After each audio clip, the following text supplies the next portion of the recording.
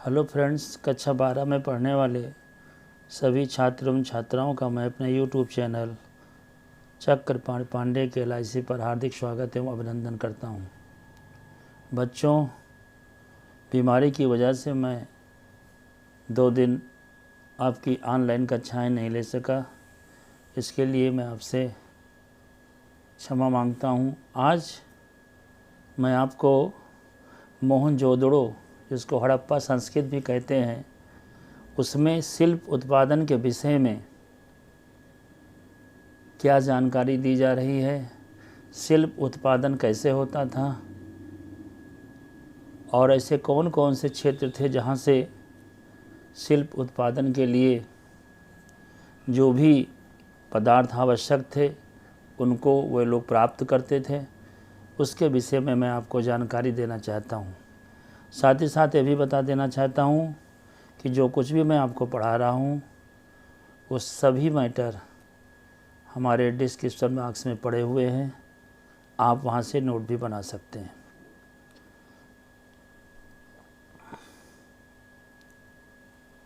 आप देखिए, मनकों के निर्माण में प्रयुक्त पदार्थों की विविधता अत्यंत उल्लेखनीय थी।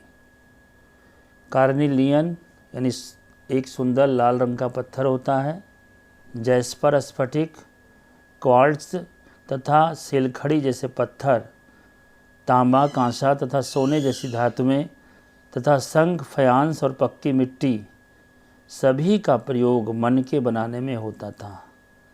मनके उस समय की सबसे महत्वपूर्ण शिल्प कला थी,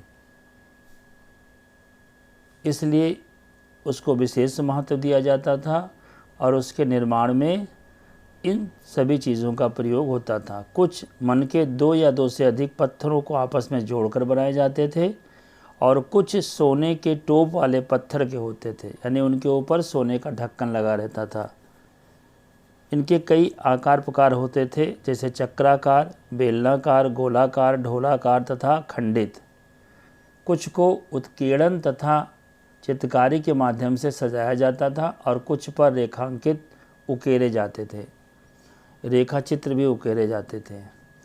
मनके बनाने की तकनीकों में प्रयुक्त पदार्थों के अनुसार भिन्नताएं थीं। सेलखड़ी, जो एक बहुत मुलायम पत्थर है, के ऊपर आसानी से कार्य हो जाता था। कुछ मनके सेलखड़ी चूर्ण के लेप को सांचे में ढालकर तैयार किए जाते थे। इससे ठोस पत्थर से बनने वाले केवल ज्यामितीय आकारों के विपरीत कई विभिन्न आकारों के मनके बनाए जा सकते थे। सेलखड़ी के सूक्ष्म मनके कैसे बनाए जाते थे, यह प्रश्न प्राचीन तकनीकों का अध्ययन करने वाले पुरातत्वविदों के लिए आज भी एक पहेली बना हुआ है। पुरातत्वविदों द्वारा किए गए प्रयोगों ने यह दर्शाया है कि कार्नियल का लाल रंग पीले रंग के कच्चे माल तथा उत्पादन के विभिन्न चरणों में मनकों को आग में पकाकर प्राप्त किया जाता था। पत्थर के पिंडों को पहले अपरिष्कृत आकारों में तोड़ा जाता था और फिर बारीकी से सल्क निकालकर उन्हें अंतिम रूप दिया जाता था।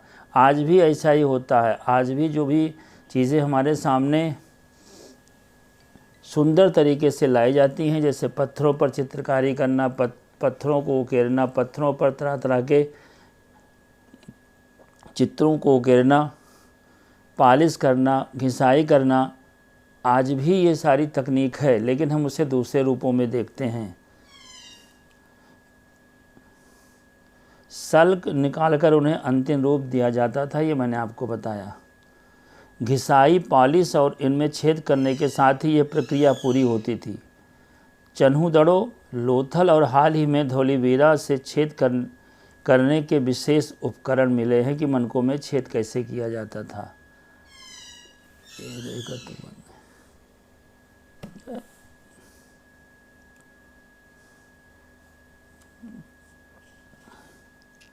एक चित्र हम आपको इसमें दिखाएंगे, डालेंगे, जिसमें नागेश्वर तथा बालाकोट को चिन्हित करके आप ये पाएंगे कि दोनों बस्तियां समुद्र तट के समीप स्थित हैं। ये संग से बनी वस्तुओं जिनमें चूड़ियाँ, करछियाँ तथा पच्चीकारी की वस्तुएं सम्मिलित हैं, के निर्माण के विशिष्ट केंद्र थे, जहाँ से यह माल दूसरी बस्तियों तक ले जाया जाता था। इसी प्रकार ये भी संभव है कि चन्होदड़ो और लोथल से तैयार माल मोहनजोदड़ो और हड़प्पा जैसे व्यापारी शहरों तक आते थे। ये तो हुआ आपका शिल्प कला के उत्पादन के विषय में थोड़ी सी जानकारी। अब उत्पादन केंद्रों की पहचान कैसे की गई है। शिल्प उत्पादन के केंद्रों की पहचान के लिए पुरातत्वविद सामान्यतः निम्नलिखित को ढूंढते हैं: प्रस्तर, पिंड, पूरे शंख तथा तांबा, अयस्क जैसा कच्चा माल, औजार, अपूर्ण वस्तुएं, त्याग दिया गया माल तथा कूड़ा करकट। यहाँ तक कि कूड़ा करकट शिल्प कार्य के सबसे अच्छे संकेतकों में एक है। उदाहरण देकर समझाया गया है कि यदि वस्तुओं के निर्माण के लिए शंख अथवा पत्थर को काटा जाता था तो इन पदार्थों के टुकड़े कूड़े के रूप में उत्पादन के स्थान पर फेंक दिए जाते थे। कभी कभी बेकार वस्तुओं को छोटे छोटे आकार की वस्तुओं बनाने के लिए प्रयोग किया जाता था, परंतु बहुत छोटे टुकड़ों को कार्यस्थल पर ही छोड़ दिया जाता था। ये टुकड़े इस प्रकार के संकेत करते हैं कि छोटे विशिष्ट केंद्रों के अतिरिक्त मोहनजोदड़ो तथा हड़प्पा जैसे बड़े शहरों में भी शिल्प उत्पादन का कार्य किया जाता था। अब माल के संबंध में कौन सी नीति अपनाई गई थी, माल कहाँ से आता था, इसके बारे में देख लीजिए, थोड़ा सा समझ लीजिए। और ये प्रश्न बहुत ही आवश्यक है कि मोहनजोदड़ो में शिल्प कला के विषय में जानकारी दीजिए, कि आप यहाँ से पढ़ लीजिएगा।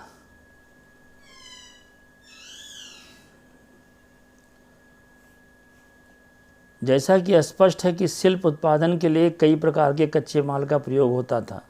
हालांकि कुछ जैसे कि मिट्टी स्थानीय स्तर पर उपलब्ध थे, कुछ अन्य जैसे पत्थर, लकड़ी तथा धातु जलोढ़क मैदान से बाहर के क्षेत्रों से मंगाने पड़ते थे। बैलगाड़ियों के मिट्टी से बने खिलौने प्रतिरूप संकेत करते हैं कि ये सामान तथा लोगों के लिए स्थल मार्गों द्वारा परिवहन का एक महत्वपूर्ण साधन था। संभवतः सिंधु तथा इनकी उपनदियों के बगल में बने नदी मार्गों और साथ ही तटीय मार्गों का भी प्रयोग किया जाता था। हम आपको यहाँ पर एक बार फिर से याद दिला दें कि मोहनजोदड़ो और जिसे हड़प्पा सभ्यता भी कहते हैं में शिल्प उत्पादन के विषय में पढ़ा रहे हैं। इसको आप देखिएगा और जानकारी प्राप्त करते रहिएगा। हम जो पढ़ा रहे हैं वो किताब में लिखा हुआ है और उसी चीज़ को हम आपको डिस्क्रिप्शन बॉक्स में डाल देते हैं, वहाँ से भी आप नोट कर सकते हैं। उपमहाद्वीप तथा उसके आगे से आने वाला माल, देखिए इसके बारे में।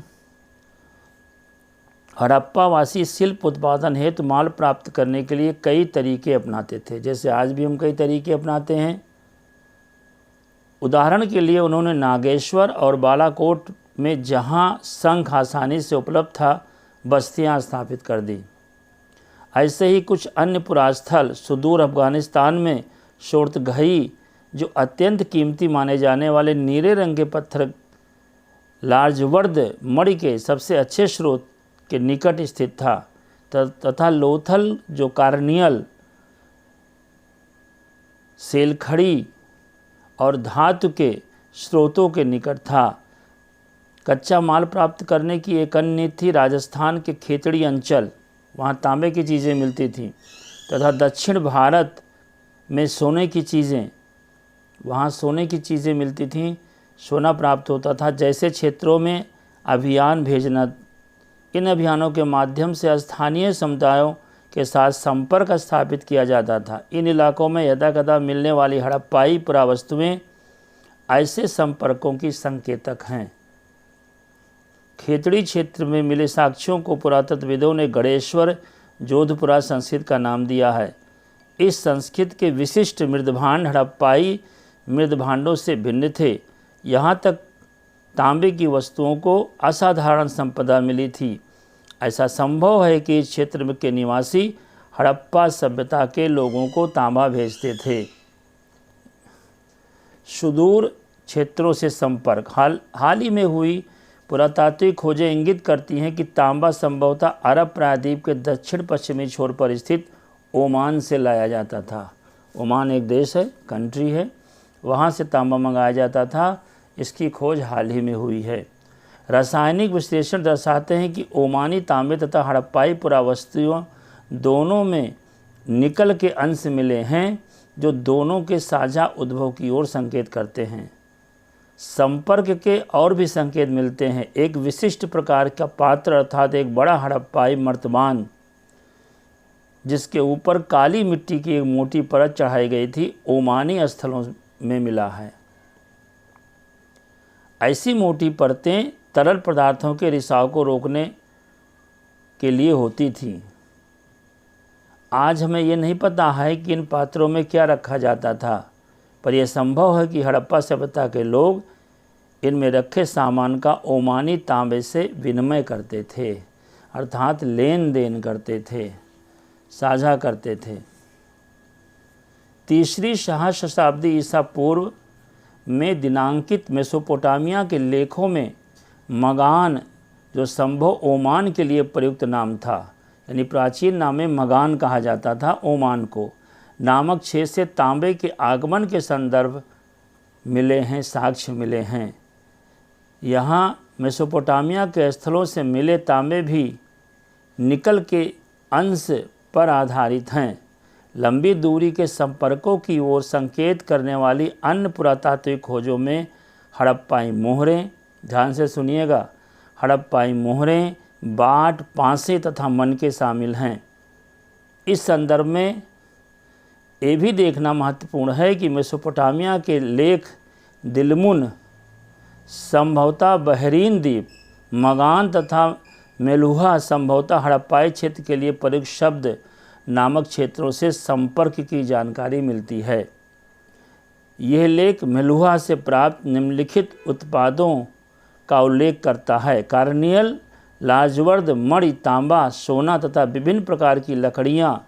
मेलुहा के विषय में एक मेसोपोटामिया मिथक ये बताता है कि तुम्हारा पक्षी हाजा पक्षी हो, उसकी आवाज़ राजा प्रसाद में सुनाई दे। कई पुरातत्वविदों का मानना है कि हाजी पक्षी मोर था। क्या यह नाम उसे अपनी आवाज़ से मिला था? ऐसा संभव है कि ओमान, बहरीन या मेसोपोटामिया से संपर्क सामुद्रिक मार्ग से था। मेसोपोटामिया के लेख मेलुहा को नाविकों का देश कहते हैं। इसके अतिरिक्त हम मोहरों पर जहाज़ों तथा नाव के चित्रांकन पाते हैं।